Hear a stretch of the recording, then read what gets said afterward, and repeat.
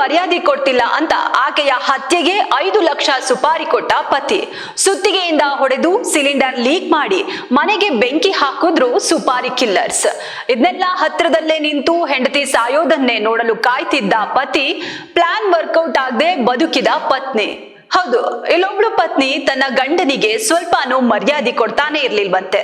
ಪಾನಿಪುರಿ ವ್ಯಾಪಾರಿ ಮಾಡ್ತಿದ್ದ ಪತಿ ಮಹೇಶ್ ಕಷ್ಟಪಟ್ಟು ದುಡಿದು ಸಂಪಾದನೆಯನ್ನ ನೀಟಾಗಿ ತಂದು ಹೆಂಡತಿಗೆ ಕೊಡ್ಬೇಕಿತ್ತಂತೆ. ಆಕೆ ಅದನ್ನ ಬಡ್ಡಿಗೆ ಬಿಡ್ತಿದ್ಲು. ಇನ್ನು ಇವನ ಖರ್ಚಿಗೆ ದುಡ್ಡು ಬೇಕಂದ್ರೆ ಹೆಂಡತಿಯನ್ನೇ ಕೇಳ್ಬೇಕಿತ್ತಂತೆ. ನೋಡಷ್ಟು ನೋಡಿದ್ದ ಗಂಡ ಇದರಿಂದ ಬೇಸತ್ ಹೋಗಿದ್ದ.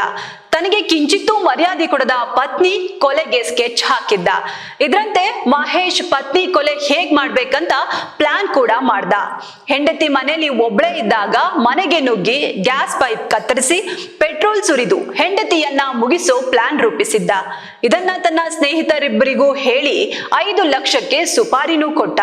ಅದರಂತೆ ಮೈಸೂರಿನ ವಿರಾಜಪೇಟೆ ಮೂಲದ ಮಹೇಶ್ನ ಸ್ನೇಹಿತರಾದ ಭಾಸ್ಕರ್ ಮತ್ತು ಅಭಿಷೇಕ್ ಇವರಿಬ್ರು ನಾಗರತ್ನ ಒಬ್ರೇ ಇರುವ ಸಮಯ ನೋಡ್ಕೊಂಡು ಮನೆಗೆ ಬಂದಿದ್ರು. ಈ ವೇಳೆ ಮಹಿಳೆಯ ತಲೆಗೆ ಸುತ್ತಿಗೆಯಿಂದ ಹೊಡೆದು ಕೊಲೆಗೆ ಯತ್ನಿಸಿದ್ರು.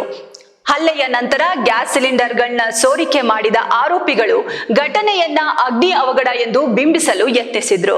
ಈ ವೇಳೆ ಮನೆಯ ಹಲವು ವಸ್ತುಗಳು ಬೆಂಕಿಗಾಹುತಿಯಾಗಿದ್ದು ನಾಗರತ್ನ ಮಾತ್ರ ಪಾರಾಗಿದ್ದಾರೆ.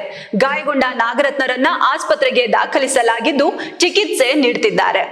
ತನ್ನದೇ ಸ್ನೇಹಿತರಿಗೆ ಸುಪಾರಿ ಕೊಟ್ಟಿದ್ದ ಮಹೇಶ್ ಸೇರಿದಂತೆ ಕೊಲೆಗೆ ಯತ್ನಿಸಿದ್ದ ಆರೋಪಿಗಳನ್ನ ಮೇಟಗಳ್ಳಿ ಪೊಲೀಸರು ಬಂಧಿಸಿದ್ದಾರೆ. ತನಿಖೆ ವೇಳೆ ಗಂಡನೇ ಪತ್ನಿಯನ್ನ ಕೊಲ್ಲುವಂತೆ ಸುಪಾರಿ ನೀಡಿದ್ದ ವಿಚಾರ ಬೆಳಕಿಗೆ ಬಂದಿದೆ.